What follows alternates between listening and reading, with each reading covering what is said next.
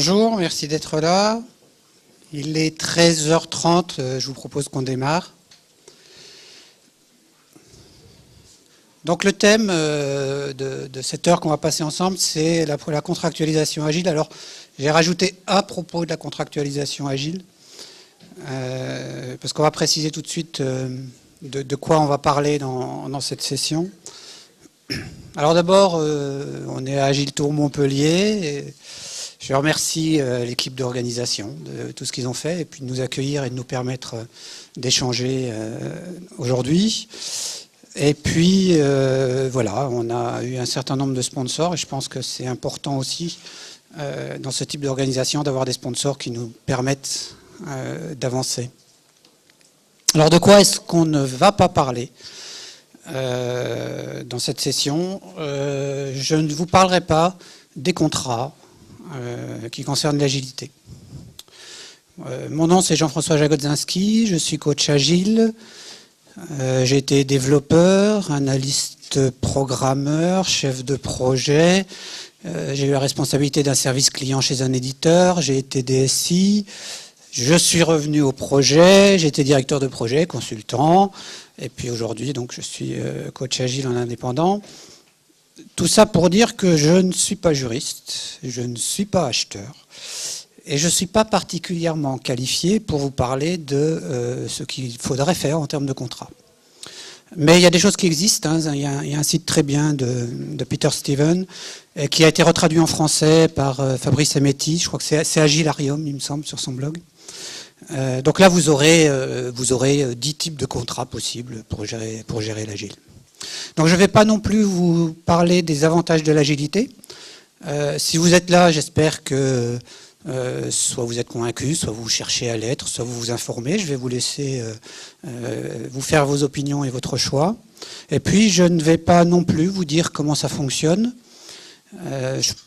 J'espère que vous avez certaines bases. Si vous ne les avez pas, vous allez les acquérir. Vous avez ici, vous avez vu certaines sessions. Je pense qu'il y a des choses qui viennent. Et puis vous avez par ailleurs sur le web un certain nombre de choses assez facilement accessibles pour voir comment ça fonctionne. Voilà. Donc une fois que je ne vous parle pas de tout ce qui vous intéresse, de quoi est-ce qu'on il nous reste 1 heure à passer presque ensemble, de quoi est-ce qu'on va bien pouvoir parler. Voilà, c'est un peu le monde d'Alice.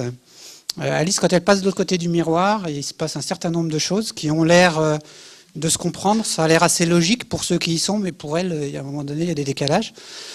Quand elle rencontre la Reine Rouge, elle est auprès du roi qui dort, et puis la Reine Rouge lui dit « Chut, parlez pas trop fort, il dort. » Oui, je vois, il dort, et il est en train de rêver de vous.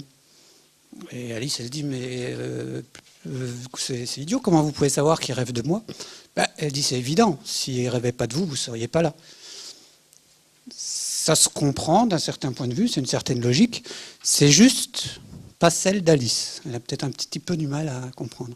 Alors ça se comprend si on a compris qu'on est dans un autre pays, et que dans ce pays, peut-être, les rêves ne sont pas les mêmes que ceux qu'on connaît nous. C'est pas peut-être des choses différentes. C'est un monde qui peut paraître absurde. Il y a des choses qui... Ce qui est embêtant, c'est que ce monde, il est quand même assez proche du nôtre. Il n'est pas si différent, on n'est pas sur Mars, où là, on comprendrait que tout est différent. Et donc, on a quelques obstacles logiques. C'est ça qu'on va essayer de regarder un petit peu. Le monde agile et le monde projet traditionnel se trouvent un peu dans ce genre de dialogue parfois. Et puis je vais essayer, on va regarder, on va explorer un peu ce qui se passe et puis peut-être ouvrir un point de vue qui nous permettra de reconsidérer, de trouver des solutions.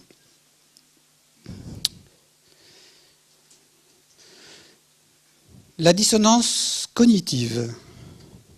C'est une chose à laquelle on est confronté assez souvent, et surtout quand on parle de l'agilité. Qu'est-ce que c'est? Alors, où sont mes services points? J'ai travaillé fin des années 90 pour un grand groupe qui fait des produits informatiques, PC, etc. Et donc moi je faisais différents projets, principalement web européen, et on avait des pauses avec les collègues à un moment donné. Il y en a un qui me parle de la problématique qu'il a tout de suite sur son projet. On lui a demandé de trouver une solution pour situer des services points lorsque des gens appellent le call center. Alors, le call center, c'est ce qu'appellent les gens quand ils ont une panne sur leur PC, par exemple. Et le service point, c'est là où on doit les référer pour qu'ils aillent porter leur PC de façon à ce qu'on puisse le faire réparer. Donc la problématique, elle est simplement de trouver le lieu le plus proche pour qu'un consommateur puisse déposer son produit. Et donc il me parle de son problème, puis il me dit oui, donc on regarde, mais c'est quand même relativement compliqué. Donc naturellement, on travaille autour des codes postaux, les codes postaux des communes. On a les communes des services points, les communes des gens, mais c'est pas suffisamment précis, etc. Donc je dis oui, je connais assez bien cette problématique. En fait, il y a 36 000 communes en France, il y a 6 000 codes postaux. Enfin, je ne sais pas si on a des gens de la Poste ici qui confirmeront ou contrediront ce que je dis, mais je dis oui, je connais bien ce problème-là. Je dis, tu sais, à mon avis, la meilleure façon de t'en sortir par rapport à ça, c'est de revenir au fondamental. Qu'est-ce qui permet de localiser un service point ou un client ou une commune? C'est des coordonnées géographiques, quoi. Tu rentres latitude, longitude sur l'ensemble des communes, et puis après, c'est un petit calcul qui permettra de faire des calculs de distance. C'est une façon de dire c'était un ERP, CRM, etc. Donc, voilà, on a changé gentiment de conversation. Et puis on est passé sur autre chose. Parce que je crois que là, on avait atteint quelque part des limites. Voilà. On était passé au-delà des limites de son référentiel. On était passé au-delà des limites de son référentiel. C'est une chose qui, pour moi, était assez familière. Je vous ai dit, j'ai été responsable d'un éditeur de logiciels. Cet éditeur de logiciels était, enfin, d'un service client. Cet éditeur de logiciels, c'était un système d'information géographique.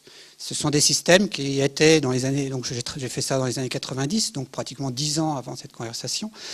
Et ce sont des logiciels qui sont distribués, enfin vendus dans les communes, mis en place, justement pour gérer ces problématiques. J'ai un tuyau, quel est son diamètre, quelle est sa distance par rapport à un arbre, quel est l'âge d'un arbre, etc. On a à la fois ce qu'on appelle la donnée alphanumérique, l'information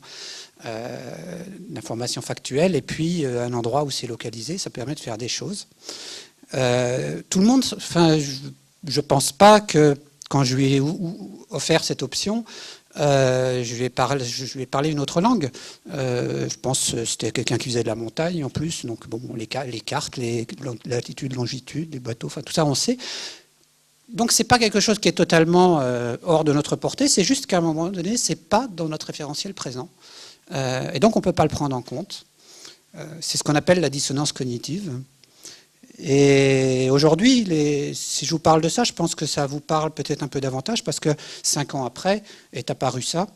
Et je pense qu'aujourd'hui, localiser quelque chose sur une carte, on voit, et avec les GPS, etc., c'est assez logique qu'on passe par le fondamental qui est la position géographique.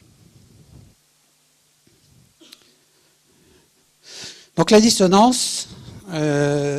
le fait d'avoir des choses qu'on comprend, mais qui sont au dehors de notre référentiel, on va voir qu'à mon avis, il y a pas mal de choses dans l'incompréhension qu'on a entre projet traditionnel et équipe agile. Il y a des choses qui sont un peu de ce domaine-là. Alors, il ne vous aura pas échappé qu'on a changé de siècle. On est au siècle 21e. Et on commence à avoir des rencontres de concepts. Donc tradition, modernité. Alors si vous n'avez pas de cadeau à Noël, vous étonnez pas, hein, le Père Noël il est là. C'est juste pour mettre cette photo hein, que j'ai mis ce slide. Hein, parce que rencontre de concept. Quelles sont les nouvelles tendances de la mode automne-hiver 2011-2012 ? Alors, ce sont des tendances qui viennent déjà depuis quelques temps. Hein. C'est pas tout à fait nouveau, mais il y a quelque chose quand même qui s'appelle collaborer. Collaborer, on en a beaucoup parlé hein, dans les entreprises. C'est un terme, je pense, qu'on entend depuis assez longtemps, mais il se passe quand même des choses un petit peu différentes aujourd'hui autour de cette notion-là. Des choses de ce type-là, par exemple. Donc ça, c'est la place Royale à Nantes. Ce sont des gens qui, à un moment donné, ont échangé sur Facebook, ont fait des communautés dans lesquelles ils ont partagé des choses, puis ils se sont dit on va faire un apéro, qui est-ce qui vient? Et ils se sont retrouvés à 5000 sur la place. Donc en termes de collaboration, d'auto-organisation, c'est assez intéressant. Alors c'est venu avec principalement le web, avec les réseaux sociaux, avec un certain nombre de choses, mais enfin c'est quelque chose qui existe aujourd'hui et qui n'existe pas dans l'entreprise, ou très peu. Et c'est un petit peu embêtant parce que, bon, moi je ne suis pas tout à fait tout jeune, mais très longtemps, pour moi, l'entreprise, c'était là où on avait les outils pour travailler. J'étais mieux équipé dans l'entreprise que je ne l'étais à la maison. Mais depuis une bonne dizaine d'années, c'est plus exactement le cas. Les gens ont des possibilités de faire à titre personnel, ce qu'ils ne peuvent pas faire dans l'entreprise. C'est peut-être un petit peu dommage de perdre toute cette énergie et de ne pas finalement arriver à la canaliser au niveau de l'entreprise. Alors, il y a des points positifs dans les tendances. Il y a par exemple la lettre des achats 2010, dans lequel on a quelqu'un qui nous dit partage la performance IT, avec l'idée de partager des risques et des gains, avec un extrait qui est là. Donc c'est Save Marchand, directeur en charge du service des achats transverses, qui dit nous apportons, enfin donc voilà, hein, les coûts, la réduction des coûts n'est plus notre objectif principal. Nous accordons une importance cruciale à la relation avec les fournisseurs. Cela suppose d'établir une gouvernance basée sur la mixité des équipes à tous les niveaux. C'est assez intéressant parce que dans le manifeste Agile, on a quelque chose comme, dans les principes, les utilisateurs ou leurs représentants et les développeurs doivent travailler ensemble quotidiennement tout au long du projet. Donc on peut se demander si côté achat, finalement, il n'y a pas une demande d'Agile. Donc il commence à y avoir des demandes d'Agile côté achat, c'est intéressant. Mais longtemps on a dit oui, mais d'un point de vue contractuel, on ne sait pas faire. Alors les juristes en parlent. Et il y a des juristes ici dans la salle? Ah, très bien. Donc là j'ai cueilli ça sur le web, un cabinet qui avait publié quelque chose, mais il y en a d'autres, donc il y en a ici. On a une présentation à Agile Grenoble d'autres personnes. Donc en substance, j'ai lu ça, c'est à leur arrivée en France, les licences open source avaient défrayé la cornique. On les disait intransposables en droit français, anti-économique, utopique, etc. Et puis au bout du compte, on est arrivé à faire quelque chose. Donc la question c'est, peut-être en ira-t-il de même avec les méthodes agiles. Peut-être, espérons-le. En tout cas, on sent que les gens directement impliqués dans la rédaction de contrats, aujourd'hui, commencent à s'y intéresser, ce qui est plutôt intéressant. Alors on a vu collaboration, échange, partage de risques, peut-être désir d'agilité. En fait, désir de quoi? C'est la question qu'on peut se poser.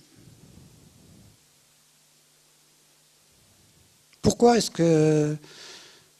qu'on voudrait passer à autre chose et finalement abandonner ce qu'on a et passer à l'agilité? Alors avant l'agilité, on avait nos projets qui étaient un petit peu comme ça. C'est sympa ça, moi j'ai fait avec mon épouse, on faisait de la danse classique il y a des années. On aimait bien ça, c'était sympa. On faisait garder mon fils à l'époque, qui était petit. Et puis le fils il a grandi, un jour il a eu 16 ans. Et pour ses 16 ans, il a voulu aller voir un concert de folk metal. Alors j'ai dit, folk metal, je ne sais pas trop où ça va, j'ai dit, je vais aller avec toi. Et donc un concert, je ne sais pas si vous connaissez, c'est NC Ferum, ça s'appelait Pagan Fest, c'était à Bâle, Pagan Fest. Et donc avec l'agilité, on a plutôt quelque chose comme ça, quoi. On commence à faire jouer un orchestre qui booste, ça booste les équipes agiles. Et avec des gens qui jouent comme ça, on va plutôt avoir ça comme ambiance. Donc la question, c'est, vous voulez passer à l'agilité? Est-ce que vous faites monter ça pour garder quelque chose comme ça un petit peu plus rapide? Ou est-ce que vous êtes prêt à avoir ça?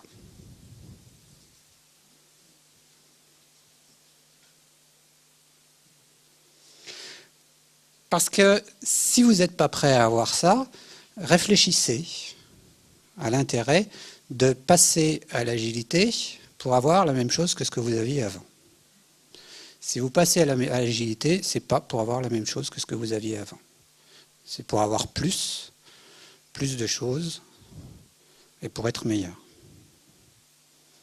C'est vous qui voyez, mais c'est pas une mode.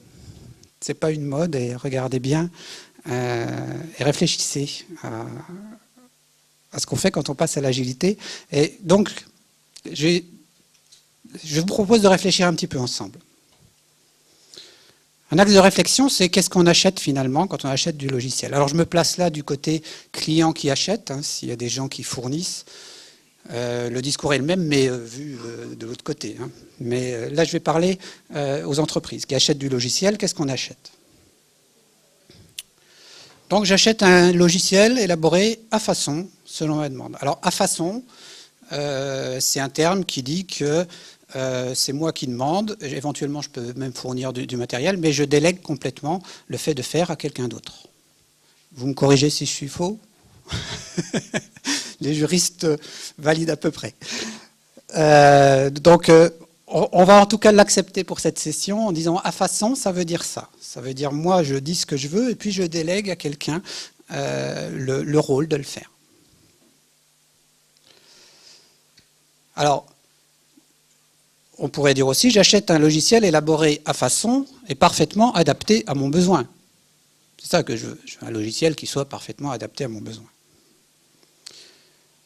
Mais, en règle générale, on a plutôt tendance à formuler notre demande, quand on la reformule au fournisseur, de cette façon-là. J'achète un logiciel élaboré à façon, conformément à ma demande et parfaitement adapté à mon besoin. Et là, on commence à mettre en place des choses qui vont générer un petit peu des questions. C'est si votre demande n'est pas parfaitement en accord avec votre besoin, alors qu'est-ce qu'on fait? Hein, c'est un petit peu embêtant ça. Donc déjà dans la formulation, même si on ne la fait pas de façon très consciente, mais la formulation qu'on donne en projet traditionnel et en contrat traditionnel, est quand même un petit peu de celle-ci, de cette façon-là. Et finalement, qu'est-ce que vous preniez les choses comme vous voulez, ce que vous achetez, c'est toujours une promesse de réalisation d'un logiciel élaboré, à façon, selon votre demande. Mais la particularité du logiciel, c'est que avant qu'il existe, on n'en a jamais qu'une idée. Et donc, quand on achète quelque chose, c'est toujours une promesse qu'on le fera et qu'on le fera bien.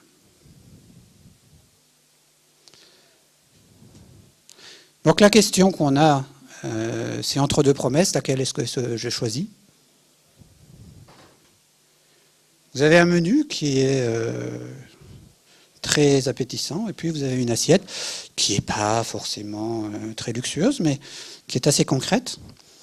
Je fais partie de l'équipe d'organisation d'Agile Grenoble. Agile Grenoble, c'est le 24 novembre. Pour ceux qui ont un peu de dispo, je vous invite, c'est très bien. Il y aura beaucoup de monde. Et dans le cadre de l'équipe d'organisation, on a on a sélectionné des traiteurs. Donc le repas en plus sera très bon, hein, venez. On a sélectionné des traiteurs. La première étape, bien sûr, a été de leur demander qu'est-ce qu'ils nous proposaient. Donc des paniers, etc. Donc on a eu des menus. Et puis on s'est dit, c'est peut-être un peu risqué quand même de se hasarder sur les menus. Donc on leur a demandé de nous apporter des plateaux. Et donc chacun nous a apporté le plateau qu'ils allaient nous proposer et on les a goûtés. Et c'est comme ça que je sais que ce que vous aurez est très bon, parce qu'on a eu des éléments très concrets pour pouvoir le tester. Donc on a choisi la promesse numéro 2 plutôt, qu'on a très vite mangé et abordé. Alors qu'est-ce qui pourrait nous faire croire, ou nous aider en tout cas, à appréhender le niveau de crédibilité des promesses? Parce que les promesses, bon, il y en a qui sont plus fiables que d'autres. Donc, regardons un petit peu le côté production. Ce qui me rassurerait quand même, c'est qu'un fournisseur puisse me garantir ce qu'il est capable de produire en tant que logiciel. Ça pourrait être effectivement un point intéressant. Donc, regardons un petit peu ce que c'est qu'une capacité de production. Alors la capacité de production, si on regarde un petit peu sur Internet, je suis tombé sur un site, essentiellement c'est Jeune Afrique, on trouve des choses du genre producteur d'acier avec une capacité de 7 millions de tonnes. Je crois que c'est par an, je ne me souviens plus. 2003, ça remonte un petit peu. C'est une vieille info, mais Rolls-Royce aura produit 500 voitures avec pour objectif d'atteindre l'an prochain 800 à 1000 unités. Ou d'un autre côté, on a 3 millions de tonnes de ciment par an, ou alors on a carrément une usine qui nous fait 17 500 tonnes de salade, en employant 250 personnes, ou alors elle nous fait 2000 chemises par mois au meilleur standard, etc. Donc là, on a une idée de ce que c'est qu'une capacité de production, c'est qu'est-ce qui est capable de produire un fournisseur. À partir de là, on a un certain nombre d'éléments tangibles. Donc posons la question à nos fournisseurs de logiciels, en fait, nos producteurs de logiciels.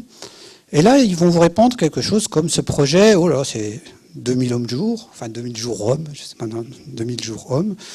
Mais bon, c'est pas un souci, parce que nous, avec les équipes qu'on a, on produit par an 20 000 jours hommes, etc.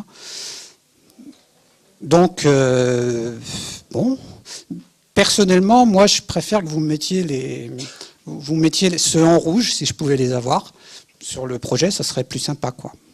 Je serais plus rassuré. Donc, ce que j'achète, c'est une promesse de réalisation, alors élaborée par les hommes en rouge dans un environnement performant. Hein, c'est ça qu'on va vous mettre en avant. Mais quoi qu'il en soit, ça ne me dit quand même pas quelle est la quantité de produit qui va sortir du système. Parce qu'au final, c'est quand même ça qui m'intéresse. Donc si mon fournisseur était capable de me répondre à une question, quelle quantité de logiciel est-ce qu'il peut produire en 15 jours, là j'aurais des éléments déjà un petit peu concrets, peut-être, ce serait peut-être un peu mieux, pour pouvoir faire mes choix. Alors, là on était un petit peu derrière le miroir, hein. Alice revient nous rappeler à la raison en disant ça, mais on ne sait pas le mesurer, c'est un vœu pieux, on ne sait pas le faire. Et d'accord, on ne sait pas le faire, c'est vrai. La capacité en sortie du système reste inconnue. Il n'en reste pas moins que la mesure que vous utilisez aujourd'hui, les jours hommes, ne sont pas une capacité de production, mais une mesure d'une énergie que vous dépensez. Avec l'agilité, on va avoir un petit quelque chose en plus, c'est que si on n'est toujours pas capable de prédire avec précision ce qui va sortir du système, on disposera d'un référentiel pendant le cycle de production qui nous donnera notre vitesse de croisière, ce qu'on sort en termes de logiciel, de façon mesurée concrètement, en termes de logiciel qui est un produit fini.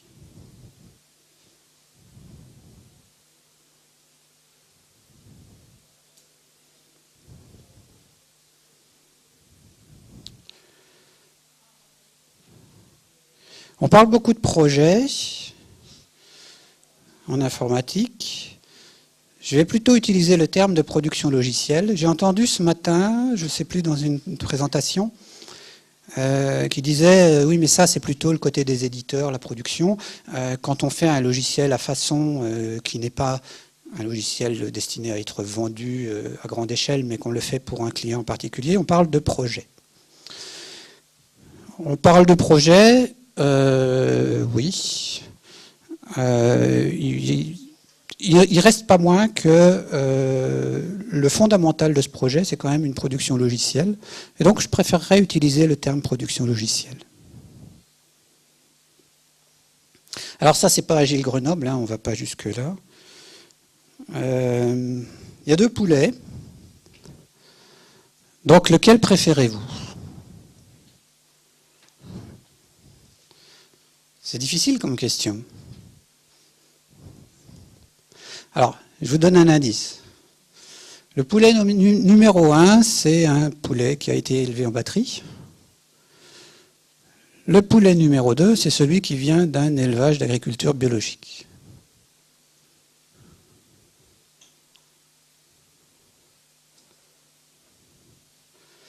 Qu'est-ce que vous achetez quand vous achetez un poulet qui vient de l'agriculture biologique?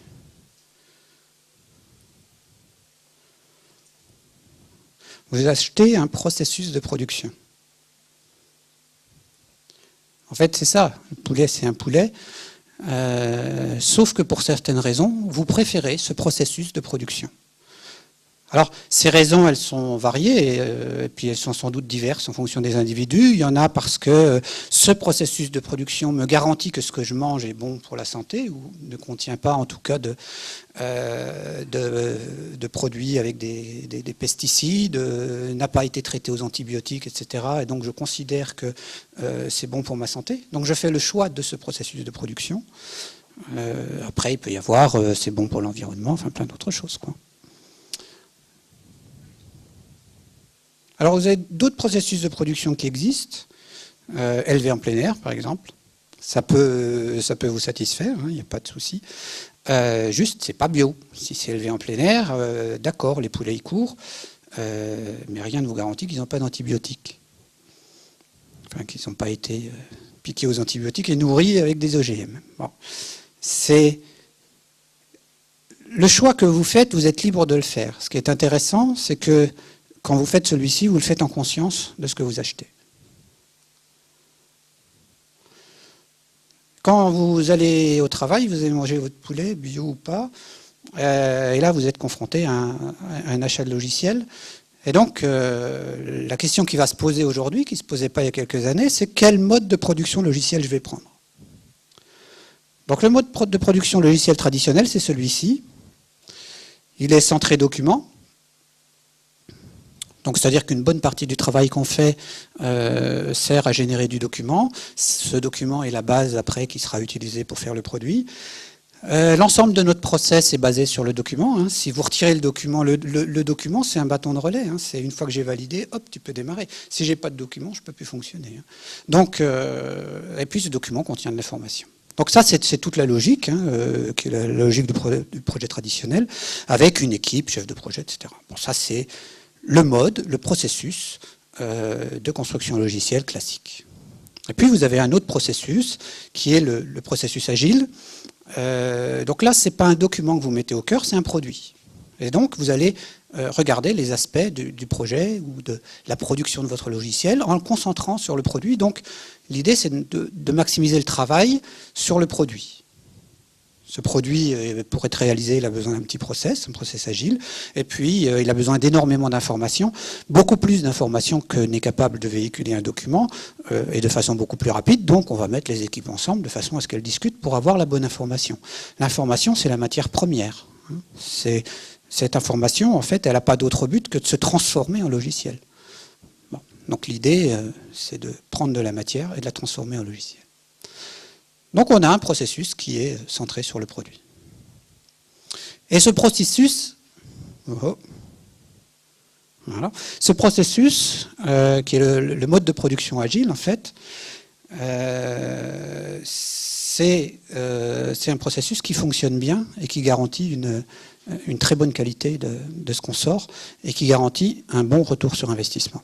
Donc ce que je fais quand je fais le choix d'un processus agile, c'est de dire j'achète un logiciel élaboré à façon selon ma demande. Et là, ça va être réellement selon ma demande, parce que en tant que client, c'est moi qui régulièrement vais demander quelque chose dans le logiciel, quelque chose de plus. Et puis dans le cadre d'un processus agile qui nous garantit le meilleur retour sur investissement, et le fait que à ma demande et adapté à mon besoin, adapté à mon besoin est inclus dans le processus agile. Le fait de régulièrement faire une demande, vérifier ce qu'on a, valider que la prochaine demande est bonne, c'est le mode de production agile. Alors, ce n'est pas Agile Inside, là c'est Inside Agile. Qu'est-ce qu'on a dans l'agilité quand on achète un processus agile? On a une émergence rapide, on voit apparaître les choses rapidement, que ce soit le logiciel qui fonctionne ou que ce soit les obstacles qu'on rencontre. On va avoir de l'enthousiasme, on va avoir de la créativité, on va être capable d'affronter les tempêtes. Les équipes agiles sont des équipes très puissantes. On va avoir un partage de la vision entre les métiers qui veulent quelque chose et les réalisateurs. On va avoir des désaccords, c'est certain, mais l'agilité fait en sorte que nos désaccords soient tournés le plus rapidement possible en quelque chose de constructif. Une limitation des risques, et puis la valeur en premier, c'est ça, hein, quand on met le produit au cœur, ce qu'on cherche à produire, c'est de la valeur. Donc tout ça, c'est joli. On a un processus agile qui fonctionne bien, qui est un processus de qualité, qui est basé sur le produit et donc qui, par nature même, va chercher à optimiser mon retour sur investissement. Mais il y a notre fameuse Alice qui arrive et qui nous dit mais tout ça c'est gentil aussi, mais on est encore là parti dans le domaine du rêve. L'agilité c'est bien beau, mais il n'y a rien aujourd'hui capable de me garantir l'agilité. Et elle a un petit peu raison, Alice. C'est vrai qu'aujourd'hui, aucun label ne peut garantir le processus agile d'un fournisseur. Et surtout pas celui-là, qui est souvent mis en avant pour pallier un manque de connaissance de l'agilité. C'est pas toujours le cas, mais en tout cas, ce label ne garantit rien. Alors soyez pas trop tristes parce que de toute façon, aucun système ne peut se garantir soi-même. Les poulets ne peuvent pas garantir qu'ils sont bio. C'est soumis à l'environnement que leur donne leur éleveur. L'éleveur peut faire tout ce qui va bien pour que les poulets soient bio, mais il ne peut pas garantir lui-même qu'il est bio. Il y a un organisme supérieur qui vient et qui va le garantir. Il en est de même dans tous les domaines. Quand vous voulez mettre en avant le fait que votre entreprise soit très attentive à la qualité, vous allez chercher un label, peut-être ISO 9000 ou CMMI, etc. Bon. C'est la règle, on ne peut pas se garantir soi-même. Ça veut dire que ça laisse de la place à l'échange, au jugement et aux prises de décision sur la base de la relation et de ce qu'on arrive à recueillir en termes de confiance dans les promesses qui sont faites. Donc j'achète un logiciel élaboré à façon, selon ma demande, et la promesse qu'il sera réalisé dans le cadre d'un processus agile. On se retrouve un petit peu dans ce cas-là.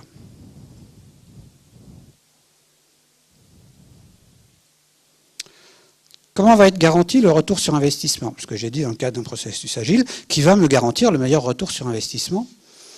Donc, on va revenir un petit peu au cœur quand je dis le fait de passer en processus agile pour la production logicielle garantit qu'on aura quelque chose de meilleur que ce qu'on avait avant. C'est parce que l'agilité contient structurellement une performance que vous n'avez jamais connue. Voilà, je le dis comme ça parce que c'est vrai. Vous n'êtes pas obligé de le croire. Mettez en route des équipes agiles et puis vous regarderez ce que vous obtenez. Par contre, pour arriver à ça, vous allez être obligé d'accepter un certain nombre de choses. Accepter le monde agile. Et donc, c'est privilégier l'action. Les équipes agiles sont des équipes qui privilégient l'action sur le fait de prédire des événements. L'erreur, j'ai entendu ce matin Céline qui parlait d'échec comme quelque chose qui était acceptable et qui était de nature à prendre en compte, le droit à l'échec. L'erreur, en tout cas, est une donnée d'entrée du système agile. C'est-à-dire que par nature, le système agile sait qu'il va avoir des erreurs qui rentrent. Et donc, à l'intérieur de l'agilité, on a les processus pour les traiter. On a la rétrospective, on a les équipes qui sont en écoute permanente sur la qualité, etc. Et puis, on a un cycle de livraison relativement court qui fait qu'une erreur n'a jamais une portée très importante, même si on ne la décèle pas. Enfin bon, il y a un certain nombre de choses qui font que, intrinsèquement, le système est construit pour être tolérant à l'erreur. Et quelque part, les erreurs sont même très intéressantes parce qu'elles nous permettent de mettre en évidence des dysfonctionnements. Et si on élimine ces dysfonctionnements, alors on augmente notre capacité de production, on va beaucoup plus vite. Si vous acceptez aussi un réel engagement commun, une équipe Scrum par exemple, c'est le métier et l'équipe de réalisation, tous ensemble. Ça, c'est une équipe. Voilà. Donc à un moment donné, on passe sur un mode de production où on a besoin de chacun, et on a besoin de beaucoup d'interactions, et on a besoin de la collaboration. Donc, vous avez beau, même si on est dans un cadre contractuel où je suis client, j'ai l'engagement d'un sous-traitant, il n'empêche qu'il faudra travailler ensemble si vous voulez vraiment mettre en place l'agilité et obtenir les meilleurs bénéfices.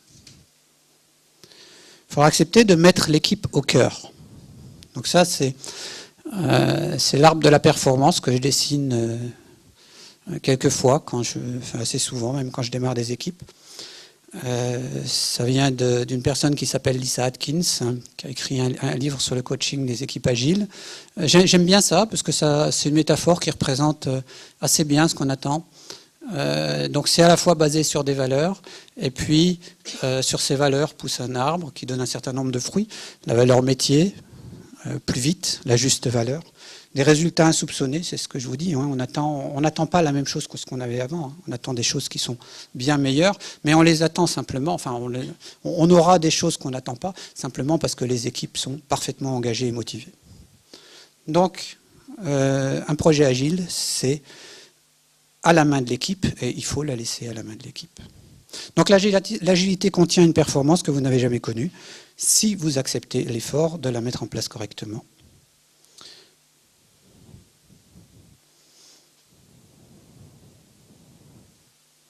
C'est ça qui garantira votre retour sur investissement. Donc on en vient à la notion d'accord de sous-traitance. Donc je reviens sur... C'est normal, hein, c'est un plugin qui sort du laboratoire Microsoft, il n'est pas tout à fait... mais ça marche quand même. Donc la question c'est qu'est-ce que l'on achète. Donc on a fait un petit voyage au niveau des différentes options qu'on avait et au niveau des différentes visions qu'on avait. Donc la première question c'est que je sois bien clair au niveau de ce que j'ai envie d'acheter. Et passer en agile, c'est acheter un logiciel et élaborer la façon, etc. Avec, je ne peux pas avoir plus qu'une promesse aujourd'hui du fait qu'il sera réalisé en agile. En tout cas, je sais que si cette promesse elle est bien concrétisée, alors l'agilité me permettra d'avoir des résultats que je n'espérais pas. Alors voilà, on en arrive à ce point. Et embêtante, Alice. Hein, oui, on ne peut pas s'engager au forfait en agile. Je ne sais pas, je ne suis pas forcément de cet avis, mais là-dedans, il y a deux choses. Il y a le terme engagé et puis il y a le terme forfait. Alors, je vais mettre de côté le terme forfait, parce qu'il y a des tas de discussions autour du terme forfait. Je ne suis pas sûr qu'elles soient très intéressantes. Ce sont des points de vue différents, des choses comme ça. Mettons de côté le terme forfait, ne l'utilisons pas, utilisons autre chose. En tout cas, dans ma vision, c'est pour ça que j'ai parlé de logiciel à façon, j'ai entendu ce matin dans des présentations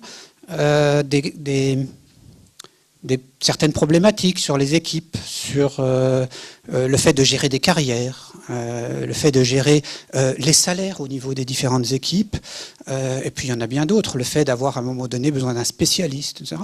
En tant que client, c'est bien des choses que j'espère bien voir le fournisseur gérer. Voilà. Donc ma position, c'est de dire, moi je vais pouvoir demander au fur et à mesure dans le mode agile, par contre les congés, les machins, les plans de carrière, etc., les machines, je ne veux pas en entendre parler. Alors, bon, c'est peut-être pas du forfait, en tout cas, c'est un niveau de sous-traitance ou de travail à façon. Sur le deuxième terme, l'engagement, j'ai un souci quand on dit qu'on ne peut pas s'engager, parce qu'on ne peut pas être agile si on ne s'engage pas. Hein. On l'a vu, hein, je ne sais pas si vous l'avez vu dans l'arbre de la performance, l'une des premières valeurs, enfin la première valeur Scrum, c'est l'engagement. C'est que des équipes agiles, elles s'engagent, et elles s'engagent en permanence, très régulièrement. Donc chaque fois qu'elles ont livré, elles reprennent un engagement. Et quand on livre en cycle itératif en Scrum, le maître mot, c'est l'engagement que je prends, je le fournis, et ça c'est la règle. Et si je m'engage 10 fois de suite, alors 10 fois de suite, je vais fournir. Peut-être que la 11e, j'aurai un problème que je ne fournirai pas. Ça, c'est l'exception. Notre règle, c'est si je dis que je fais, je fais. Donc l'engagement, c'est une chose qu'on connaît. Par contre, il y a une chose qui n'est pas forcément très claire à propos de l'engagement, c'est le degré de liberté. C'est, premièrement, je ne peux m'engager que si c'est moi qui le décide. À partir du moment où quelqu'un d'autre va me dire « tu t'engages à faire ça », je vais être nettement moins motivé et me sentir nettement moins concerné. Donc la première règle, c'est je peux prendre un engagement si j'ai la liberté de le prendre. Et comme les équipes agiles ont une notion d'engagement extrêmement forte, elles vont être très attentives à le prendre ou ne pas le prendre. Je ne prends un engagement que si je peux le réussir. Donc elles ont besoin de cet espace de liberté. Alors, dans les premiers temps, quand vous avez un acheteur ou un commercial, vous avez des gens qui s'engagent. Juste, ils s'engagent pour les autres. C'est-à-dire que comme ce n'est pas eux qui vont faire, ce n'est pas très difficile de s'engager quand ce n'est pas soi-même qui faisons. Quand ce n'est pas soi-même, quand ce n'est pas moi-même qui fais. Donc il y a un principe agile. Le principe agile n'est pas de limiter l'engagement. Le principe agile, il est de le voir avec clairvoyance. Si on peut le faire, tout ce qu'on peut faire, on le fait. Dès qu'on atteint une limite et qu'on dit ça, on ne pourra pas le faire, soyons clairs, ça ne sert à rien de le mettre, on ne le fera pas. Notre engagement est valable et deviendra une référence pour vous, parce que chaque fois qu'on le prendra, on le réussira. Voilà. Et par contre, si on a des obstacles à notre engagement, c'est aussi la structure du processus agile de dire eh ben, je les adresse et je les élimine. Et dans le cadre du contrat, c'est peut-être intéressant aussi de voir les obstacles pour les éliminer. Je vous ai mis régulièrement cette image. Vous savez ce que c'est, ça? Quelqu'un sait ce que c'est? Oui. C'est le palais du facteur cheval, tout à fait. Et cette pierre en particulier? Cette pierre, c'est la première pierre qu'a rencontré le facteur cheval sur sa route. Il a appelé ça la pierre d'achoppement. Donc pour ceux qui ne connaissent pas, c'est dans la Drôme. C'est un monument qui a été construit par un facteur à la fin du 19e siècle. Ce facteur faisait ses tournées. Un jour, il est tombé sur cette pierre. Il a voulu la mettre sur le côté, puis il s'est dit tiens, elle est quand même vraiment curieuse et intéressante. Et il s'est mis de côté pour revenir la chercher plus tard. Donc après, il a fait sa distribution, il est revenu chercher la pierre. Et puis il en a collecté d'autres. Et puis au fur et à mesure, il a collecté plein de pierres. Et il a bâti ça, qu'on appelle le palais du facteur cheval. Il a mis une trentaine d'années, je crois, pour le faire. Donc on a rencontré un certain nombre de pierres d'achoppement. Ça va peut-être intéressant de les considérer.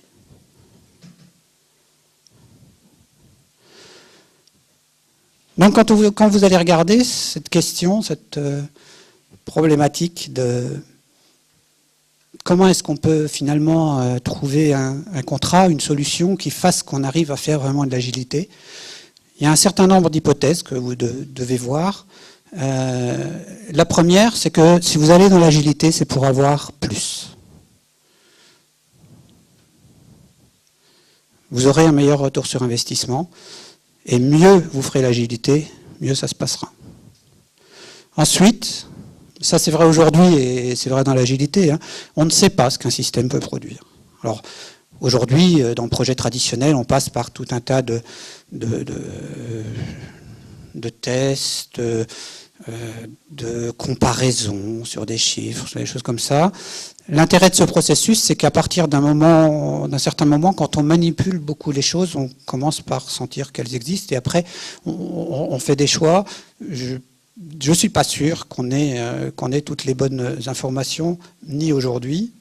Par contre, sur l'agilité, on sait, ça s'appelle le processus de production agile, on sait ce qui fait la performance d'un système, centré sur l'équipe, valeur d'engagement, etc. Et puis, on saura vérifier les capacités de production.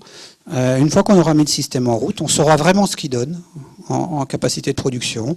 Et puis, ça nous donnera une mesure pour savoir comment on va, savoir éventuellement si on dérive, constater avec joie qu'on augmente notre production, etc.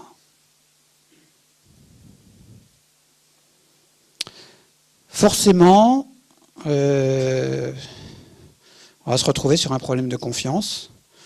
Ça a toujours été le cas, c'était le cas avant, c'était le cas maintenant. Enfin, c'est le cas maintenant. On est toujours dans un domaine immatériel, et donc le fait de pouvoir transformer une idée en produit. Donc on est sur des promesses, mais on a un nouveau processus qui va nous permettre de faire quelque chose de très performant. Après, la question, je sais pas, vous connaissez ça? Ça s'appelle le dilemme du prisonnier. Donc le plan, enfin le discours original sur cette matrice, c'est il y a deux personnes qui sont en prison. Il y a deux personnes qui sont en prison, mais on n'est pas sûr, il y a eu un meurtre de commis, on n'est pas sûr, et donc si on prend, je sais pas, séparément chacun des prisonniers, et on leur dit, si tu dénonces l'autre, bah toi tu auras une remise de peine, mais l'autre il va prendre 10 ans. Par contre, si personne dénonce personne, on n'a pas grand-chose pour vous accuser, vous prendrez chacun un an, enfin, etc. Bon. Donc là, c'est une petite transposition qui est celle-ci, c'est-à-dire que en tant que fournisseur, si j'appréhende bien l'agilité, j'ai bien compris de quoi il s'agit, et je pars sur un chemin contractuel A, disons, qui me découvre un petit peu, mais on est dans la confiance, on va travailler ensemble. Sinon, j'ai pas trop confiance, je veux quand même me mettre des garde-fous, enfin, je vais mettre un certain nombre, et donc je vais dire je peux pas faire d'agilité au forfait, ou je peux la faire, mais vous savez, il faut que je supprime des choses, etc. Bon. Et on va prendre une solution B. De la même façon, côté client, on se fait confiance, on y va, ça marche, solution A, mais je veux pas me retrouver après dans une situation que j'aurais pas voulu avec un fournisseur qui va tout maîtriser et que moi je pourrais rien faire derrière, il faut que je me mette des garde-fous. Et donc ça serait la solution B. Et c'est là que se pose la question de confiance, c'est qu'à l'évidence, si on choisit la solution A, on va gagner chacun 5 points. Mais c'est que comme j'ose pas trop y aller, ou comme j'ai pas réussi à mettre en place ce qui me permettait d'y aller, alors je vais plutôt proposer quelque chose du genre solution B. Et si chacun reste sur la position B, parce que si je propose la solution A et que l'autre prenait la solution B, à ce moment-là, bah moi je serais dans l'autre il va gagner 8 points, moi je vais en perdre 5. Donc la solution, enfin, la facilité, la sécurité, c'est chacun de se prendre l'hypothèse B. Et donc bah, on perd que 3. On perd quand même.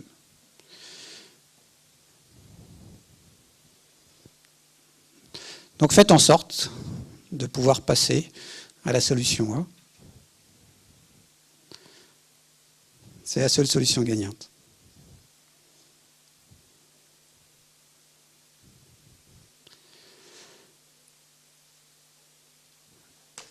Bon, on arrive au terme des choses que j'avais envie de vous dire. Je vous laisse la parole. Je vais être un peu provocateur, mais ce que j'ai compris de ce que vous disiez, c'est que au niveau de l'agile, il faut faire confiance.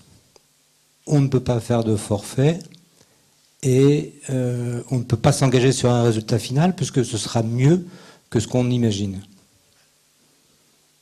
Ai-je bien résumé ? Je vais prendre le deuxième point. J'élimine le terme forfait. Parce que voilà, il y a tout un débat autour de ce terme-là. Alors, si dans votre objectif, c'est vous souhaitez bloquer sur ce qu'on appelle le triangle de fer, hein, sur le prix, la date de livraison et le scope, le périmètre, si dans votre idée c'est ça, le forfait, sachant que vous allez demander de la qualité en plus, mais comme elle sera au milieu, vous aurez ce que vous aurez. Si votre acceptation du forfait c'est ça, alors il est peu probable que vous puissiez le faire. Oui. Sur on ne sait pas ce qu'on aura. Oui, enfin par essence. À partir du moment, enfin on ne sait pas ce qu'on aura. C'est pas exactement comme ça hein, que je formule les choses. C'est si aujourd'hui vous savez absolument ce que vous voulez et que vous êtes sûr de ne pas déroger à ce que vous voulez, rien ne vous empêche de l'avoir.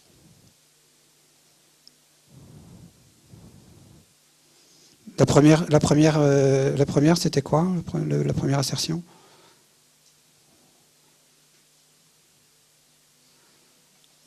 Je vais peut-être reposer ma question un peu différemment.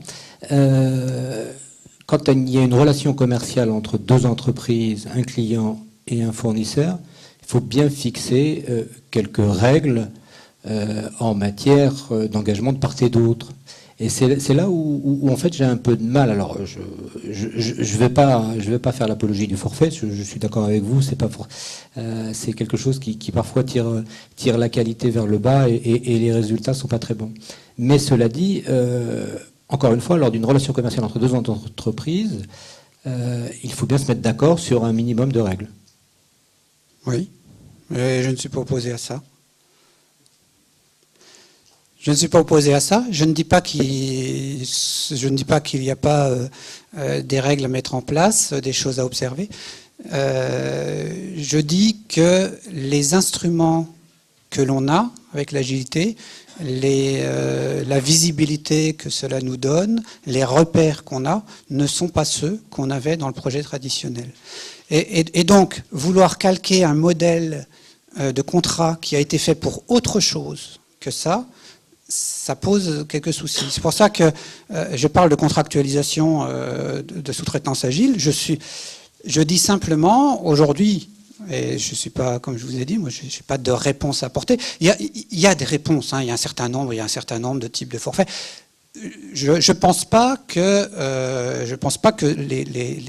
les questions que vous soulevez ne puissent pas être résolues quand on va les aborder avec un fournisseur sur une autre base que celle du projet traditionnel.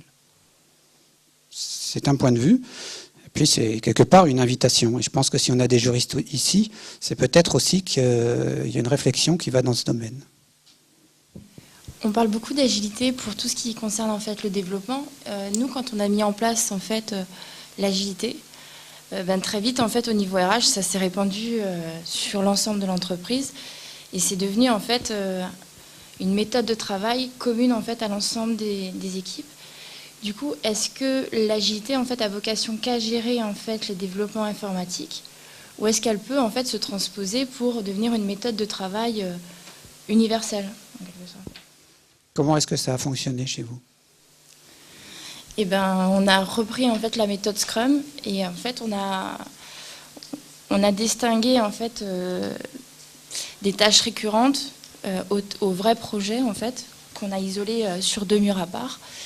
Et ensuite, chaque service en fait a son propre tableau avec sa série de stories, avec voilà, je pense à l'équipe marketing par exemple, je pense à la communication. Et qu'est-ce que vous en pensez? Qu'est-ce que ça donne comme résultat? Au niveau du résultat, on a du mal encore à centraliser l'information pour en tirer plus de retours d'expérience. Mais aujourd'hui, en fait, on se rend compte on a une meilleure cohésion d'équipe. Au niveau RH, c'est un levier extraordinaire. Parce que tout simplement, d'un point de vue juridique, d'un point de vue RH, d'un point de vue développement, d'un point de vue recherche, marketing, etc., on se rend compte que les gens ont envie de travailler ensemble. Et donc, il y a une cohérence qui s'installe du début, en fait, dans l'étude même, en fait, et la recherche sur notre projet, jusqu'en fait, dans la concrétisation. Et donc, du coup, après, c'est plus vendeur. Donc, pour les commerciaux, voilà, du coup, ça... Mais c'est très long à mettre en œuvre, mais c'est... Enfin, nous, en tous les cas, on en sent, en fait, les bénéfices, mais je ne sais pas si c'est... C'est un chemin. Non, je suis d'accord avec vous, c'est un chemin. Vous ne savez pas si c'est commun, en fait, qui est ce phénomène où chaque service est un peu touché par... C'est pas forcément commun, mais c'est encourageant, je dirais. Je pense qu'on est en phase sur le message qui est, on est en train de changer un processus. Alors, moi j'ai parlé de processus de production logicielle parce que c'est bien adapté et parce que c'est né là aussi. Alors on a eu une présentation sur le Lean ce matin où donc il y a des connexions. Hein, c'est pas parti de rien. Et à partir du moment où on met des choses en place, où on se dit on donne ça à une équipe et cette équipe elle remonte en motivation et elle sait faire, on a envie de donner à d'autres équipes et de reproduire le modèle. Et si vous le faites et que ça fonctionne, j'en suis très heureux et je pense en effet que c'est un exemple qu'on peut suivre. Oui. Alors, pour ma part, je vais revenir à la question précédente, au débat précédent, concernant plus l'aspect contractuel. Parce que, à mon sens, la difficulté se situe sur le principe même de la vente. C'est-à-dire qu'une vente d'un logiciel, c'est la remise d'une chose contre, c'est la remise d'une chose contre en échange d'argent. Le problème dans l'agilité, c'est de définir cette chose, puisque dans un forfait, on va s'engager à remettre un produit conforme à un cahier des charges. Bon, pour l'assistance, c'est un certain nombre de jours vendus, et effectivement, le problème dans l'agilité, c'est de définir cette chose. Alors, moi, la réponse que j'ai cru comprendre aujourd'hui était que cette chose, c'était de la valeur. Tout le problème étant de quantifier la valeur et de la qualifier, je dirais. C'est une façon de... Ça serait une façon de l'aborder au niveau contractuel, c'est ça? Je suis un peu embêté avec la notion de valeur. Je suis un peu embêté parce que dans un mode agile, et de toute façon, hein, c'est ce qui fait l'avantage de l'agilité sur d'autres modes, c'est que la valeur est déterminée à chaque fois qu'on demande quelque chose. Parce que si on dit on passe à l'agilité parce qu'on a compris qu'on est dans un monde changeant, turbulent, et qu'on ne peut pas définir aujourd'hui ce que j'aurai dans un an, il y a plein de choses qui vont changer, alors vous devez appliquer la même logique et dire ce qui pour moi me semble avoir énormément de valeur aujourd'hui, peut-être que dans 6 mois ça n'en aura plus, et c'est autre chose. Je ne sais même pas de quoi il s'agit, qui aura de la valeur à ce moment-là. Voilà. Donc, en tout cas, c'est quelque chose à adresser aussi dans la réflexion. Mais c'est vrai que la chose qu'on fournit, effectivement, c'est un logiciel et c'est une création. Alors après, est-ce qu'il existe d'autres choses? Je ne sais pas, dans la création, parce qu'on peut s'inspirer d'autres choses. Et puis, ce qui est finalement excitant là-dedans, c'est peut-être qu'il y a quelque chose de totalement nouveau à créer. Hein. Je vous remercie beaucoup. Bonne suite.